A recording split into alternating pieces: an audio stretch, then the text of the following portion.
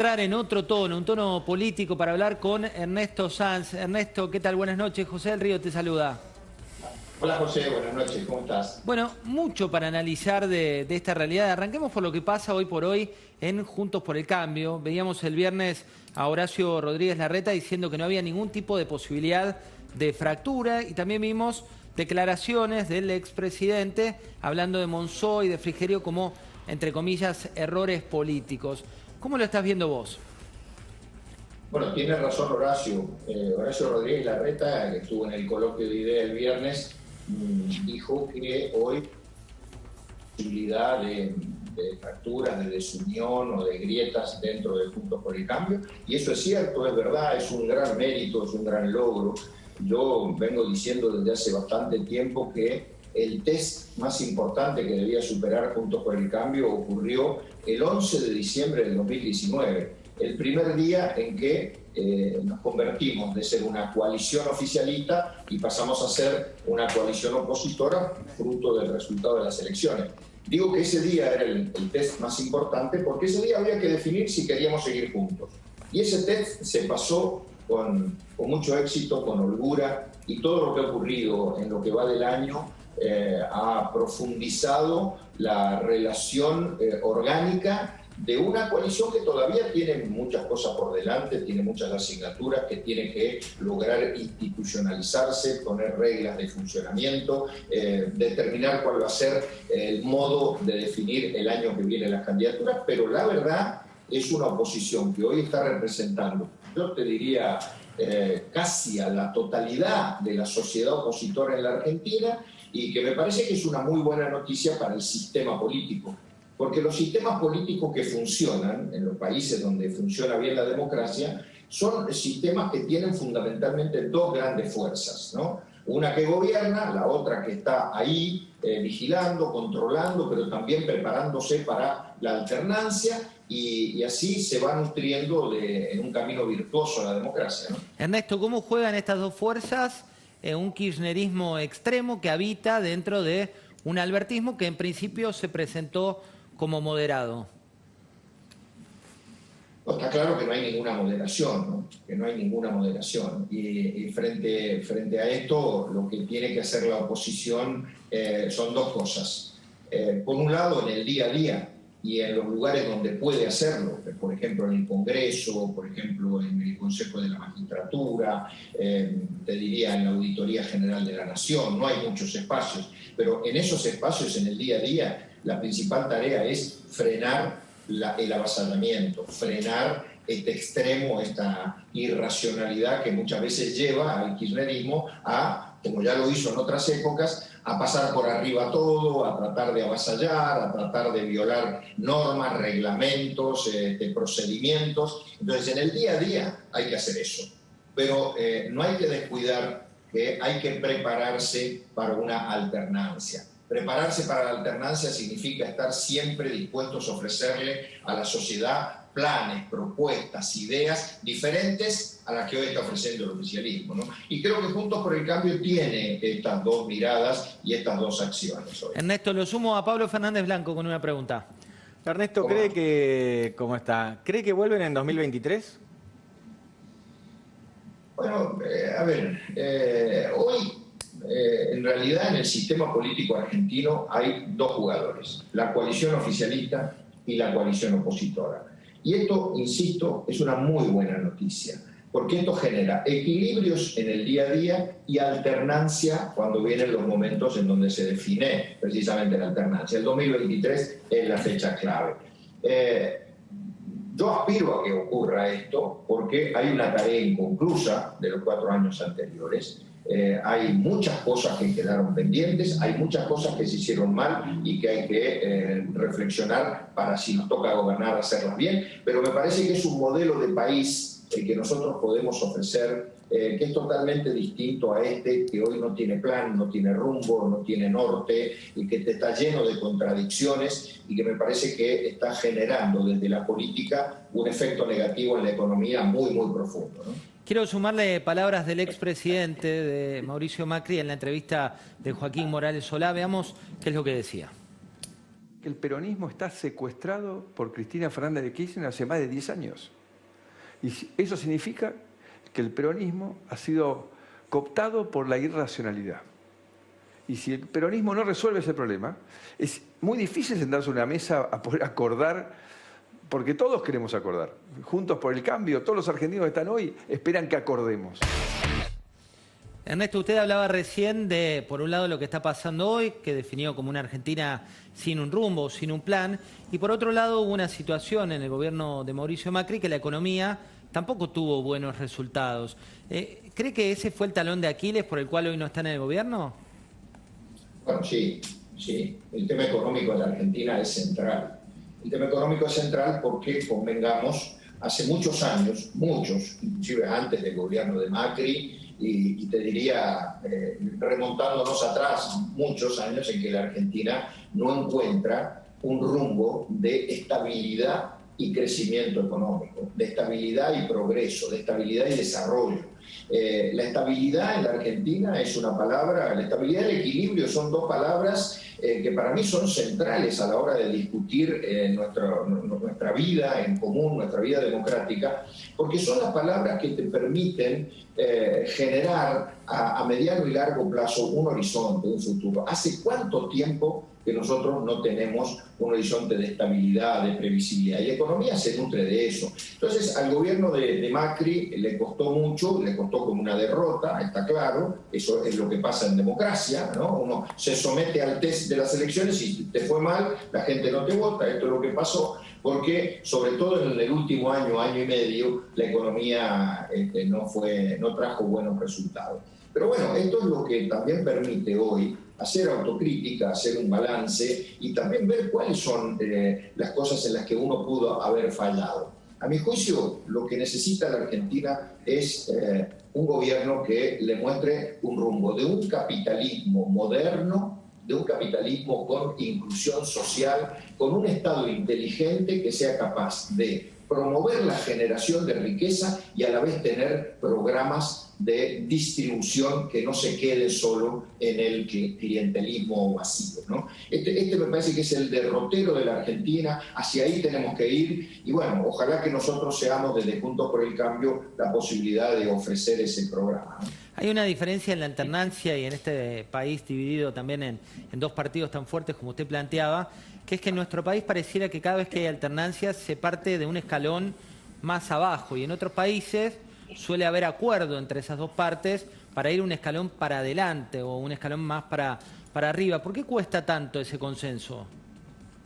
Porque no hay acuerdo sobre nada en la Argentina, porque la palabra acuerdo es una palabra muy devaluada. Es una palabra que en la Argentina está asociada a contubernio, a pacto oscuro, a un encuentro espurio, digamos. Y las democracias en el mundo funcionan en base a acuerdos.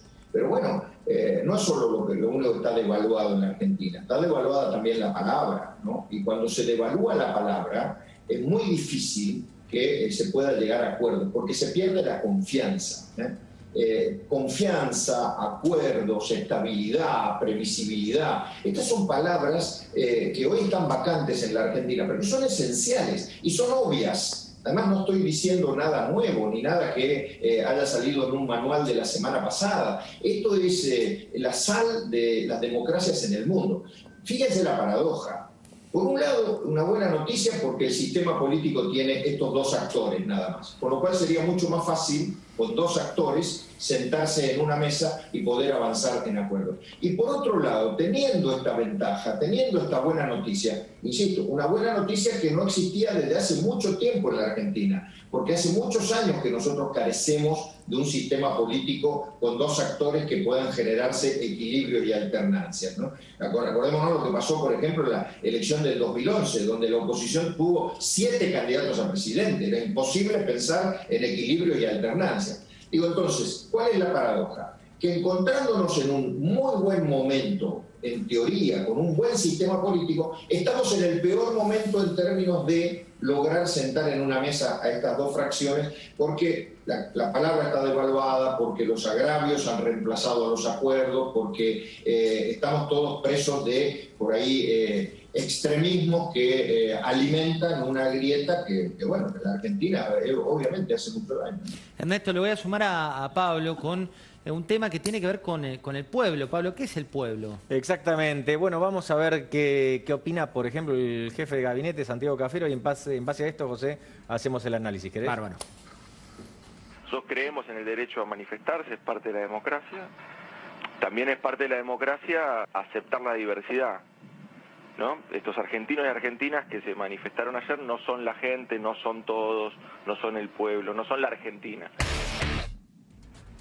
¿Quiénes son, Pablo? No son el pueblo. Bueno, hay que ver qué piensa en realidad Santiago Cafiero. Lo que sí te quiero decir es que esto es sintomático de la nueva construcción política del Frente de Todos. A mí me da la sensación, y esto lo he hablado con bastante gente, y es que el gobierno del Frente de Todos, naturalmente, el gobierno de Alberto Fernández y de Cristina Kirchner, empezó a desembarazarse con esta frase de la clase media. Empezó a sacarse de encima a la clase media. ¿Por qué digo esto y por qué los analistas políticos coinciden un poco con esta lectura? Porque esto está bastante medido. José, puede resultar antipático, pero lo tengo que decir en estos términos. Se supone que a mayor edad y mayor poder económico, mayor predisposición a votar a Juntos por el Cambio. Y esto es una herencia que recibe Juntos por el Cambio justamente del radicalismo, sectores urbanos identificados con el radicalismo. De ninguna manera estoy diciendo que no va a haber alguien jubilado que tenga un buen ingreso y que tenga una gran formación académica y quiera votar al kirchnerismo. No estoy diciendo eso. Digo que es cómo se identifican más fácil los actores sociales al momento de ir a las urnas. Con esto, Santiago Cafiero, ¿qué está diciendo? Bueno, ¿quién es el pueblo? ¿Quiénes se manifestaron el lunes pasado? Se manifestaron sobre todo sectores medios que tienen un interés por la economía. Dice muchas cosas estas manifestaciones. Hablan de un malestar por la economía, pero también hablan de un malestar por las instituciones, por el encierro que deriva de la cuarentena, pero también por lo que ocurre en la justicia y esta agenda paralela de Cristina Kirchner. Esto, déjame decirte, por un lado. Quiero colar el juego de otro actor que se siente muy incómodo en esta red de relaciones. Es Sergio Massa. ¿Qué pasa? Sergio Massa es un socio importante del Frente de Todos, pero su electorado tiende a ser más conservador, naturalmente, que el de Cristina Kirchner y también más capitalista. Entonces le molesta, por ejemplo, cierta indefinición del gobierno cuando se habla de toma de tierras. Te cuento un diálogo, José, entre Sergio Massa y uno de los miembros del Frente Renovador, porque recordemos que Massa todavía tiene su partido. Le dicen, Sergio, qué mal que está la cosa, qué mal que está el país. Tranquilo, somos cada vez más importantes, dice Massa, más importantes dentro del Frente de Todos. Ernesto, hablando de estas cuestiones que plantea Pablo y sobre todo del sesgo de edad o el sesgo de clase social o esta idea que se está tratando de dividir en que el que es de clase media no es pueblo y el que es pueblo... Digo, ¿cuántas veces la viviste? Bueno, la viví desde el 2003 al 2015. Este modelo ya fracasó en la Argentina. Así como han fracasado muchas de las medidas económicas que están tomando hoy, han fracasado muchas de las cuestiones políticas que están tomando hoy. Por ejemplo, la agenda de medios y la agenda de justicia que el gobierno tiene hoy es la misma que tuvo hace 10 años y fracasó. Entonces, es increíble cómo en la Argentina se vuelve a tropezar con la misma piedra una y otra vez. Esto también tiene que ver con esto que estaba hablando Pablo, que yo comparto totalmente. El gobierno no solamente ya se despegó de la clase media, sino que el gobierno ya decidió gobernar solo para un sector de la Argentina y alimentar políticamente, filosóficamente, instrumentalmente, pero también desde la ideología, alimentar a un sector de la Argentina, que es el sector que el gobierno entiende nunca va a cambiar de bando y siempre los va a votar a ellos, ¿no? Esto, ojo, esto es un cambio muy grande respecto a lo que fue el Frente de Todos y el propio Alberto Fernández en la campaña.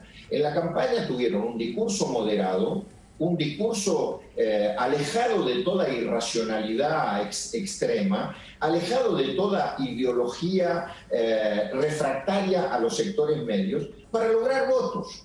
Ahora, hoy, en el gobierno, desorientados como están, preocupados como están, sin un norte, ¿qué deciden? En lugar de cambiar las políticas para salir a reencontrarse con esa clase media que, Pablo decía bien, han perdido, que se manifiesta en las calles, en lugar de salir a buscar acuerdos con la oposición para salir de los problemas, ¿qué hacen? insisten en la misma receta y se refugian en un sector que es el más fuerte, digamos, el más fuerte en cuanto a ideología y en el que más se sienten protegidos. ¿Les servirá eso para resolver los problemas de la Argentina? No. ¿Les servirá eso para ganar las próximas elecciones? Yo creo que tampoco, pero habrá que verlo. No soy un futurólogo de las elecciones.